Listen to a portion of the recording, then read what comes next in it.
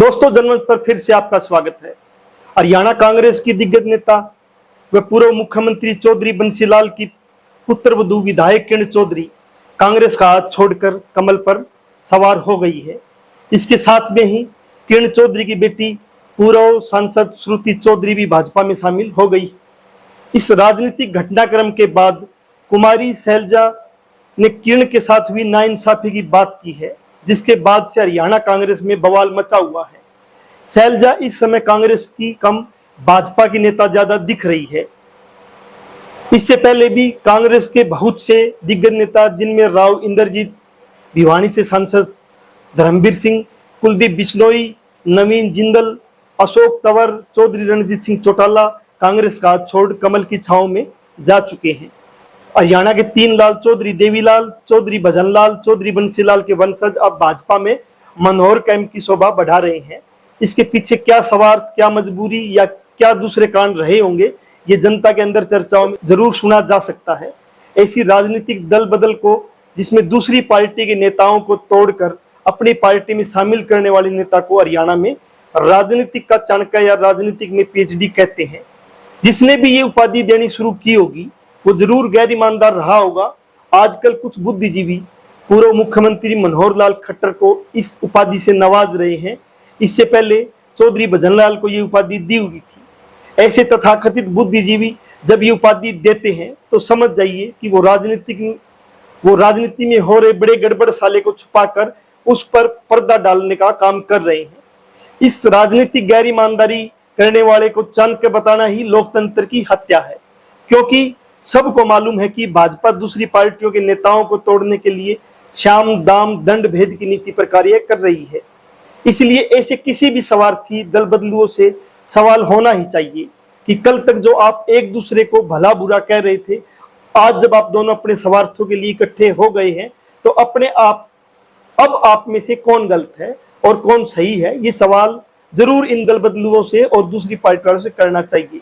आप चाहे अशोक तंवर के पिछले बयान देख लीजिए या कुलदीप बिश्नोई या किसी ऐसे दूसरे नेता के जिसने पार्टी बदली है, वो सभी नेता भाजपा से अलग दूसरी पार्टी में रहते हुए भाजपा नेतृत्व की आलोचना करते रहे हैं।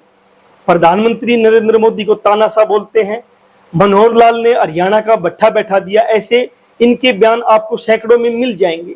लेकिन जैसे ही भाजपा में शामिल होते हैं तो वो अपने पूर्व में दिए गए बयानों से एकदम विपरीत प्रधानमंत्री नरेंद्र मोदी को ओजस्वी विकास पुरुष की संज्ञा दे देते हैं। हरियाणा का नेतृत्व उनको सौम्य लगने लगता है और जिस पार्टी से वो आए हैं, जहां इन्होंने अपना राजनीतिक कैरियर बनाया हुआ होता है, उनको वो भला बुरा कहने लग जाते हैं। इस पूरी कार्रवाई को हमारे राजनीतिक बुद्धिजीवी चाणक्य की संज्ञा देते हैं। लोकतंत्र में ऐसे कृत्य जनता से धोखा कहलाता है, न कि चाणक्य।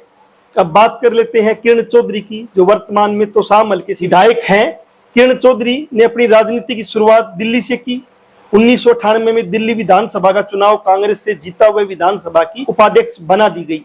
इसके बाद 2005 में तोशाम हल्के से कांग्रेस की टिकट पर उपचुनाव लड़ा। वह विधायक के तौर पर हरियाणा विधानसभा में दाखिल हो गई।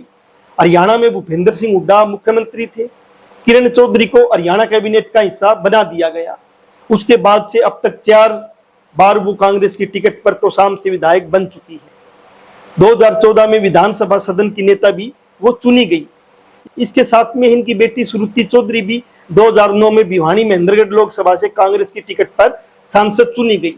लेकिन 2014 व 2019 में लोकसभा चुनाव में श्रुति को हार का मुंह देखना पड़ा। किरण व श्रुति जब कांग्रेस में थी तो उनके पिछले बयान जरूर हमको देखने चाहिए। एक ट्वीट में किरण कह रही है, भ्रष्टाचारी सरकार सत्ता से भगाई जाएगी, किसानों की सोई की समझ जगाई जाएगी। ऐसे ही सैकड़ों ट्वीट हमने इन दोनों नेताओं के देखे हैं, जिसमें ये मौजूदा सरकार की नीतियों को जन विरोधी बताते हुए अपना विरोध दर्ज करवा रही है। अग्निवीर पर इन्होंने सवाल किया है तो महंगाई को भी इन्होंने डायन बता दिया है। एक ट्वीट में कहते हैं कि महंगाई डायन का सितम और महंगा हुआ परिवहन। एक ट्वीट जिसमें इन्होंने भाजपा को वॉशिंग मशीन कहा है। भ्रष्टाचारियों के खिलाफ कार्रवाई कर दी साफ, पार्टी में आओ सब हो जाएगा माफ। देश को धर्म व जाति में बांटने का आरोप भी भाजपा पर इन्होंने लगाया था। ऐसे ही ईडी सीबीआई का जिस तरह से भाजपा ने विरोधियों को डराने के लिए प्रयोग किया है, इस मसले पर भी श्रुति चौधरी ट्वीट करती है, कभी ईडी की रेड, कभी आयकर का नोटिस, भाजपा डरी हुई है, ऐसा ट्वीट इनका है।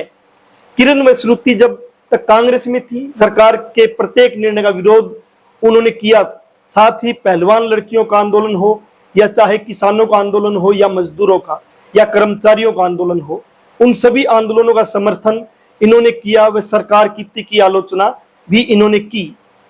इन्होंने लिखा, टिकट नहीं जनसेवा लक्ष्य है, टिकट वितरण शीर्ष नेतृत्व का कार्य, तो अक्षत्रवासियों की खुशहाली के लिए समर्पित हैं और रहेंगे। हमें टिकट नहीं चाहिए, हम लोगों की सेवा करने आए हैं।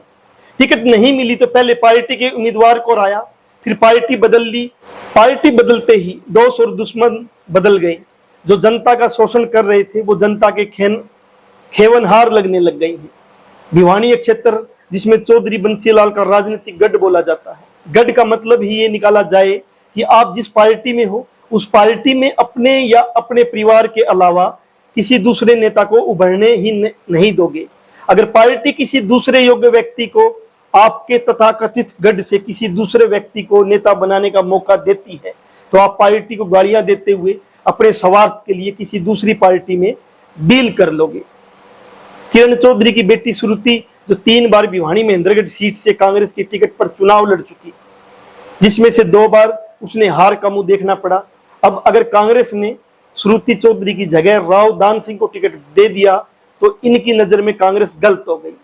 वैसे 2022 के राज्यसभा चुनाव में किरण पर कांग्रेस नेता अजय माकन क्रॉस वोटिंग का आरोप लगा चुके हैं, जिसमें अजय माकन की हार हुई थी।